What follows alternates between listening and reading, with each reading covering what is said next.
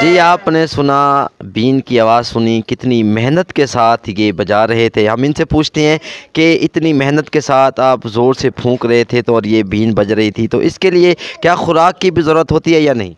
बिल्कुल सर होती है, गेहूँ गिनना पड़ता है। सच्चा। अच्छा, पहले तो जो शादी ब्याह की जो तकरीबात होती थी उसमें सारी सारी रात बीन बजाते थे, क्या आप भी बजा सकते हैं?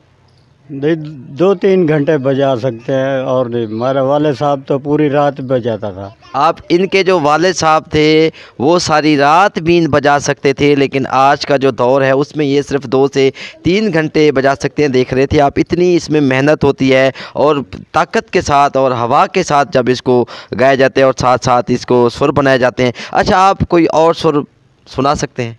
बस थोड़ी बहुत ही और। चलो और सुना दें, और सुना दें, और आपको अभी सुर सुनवाते हैं।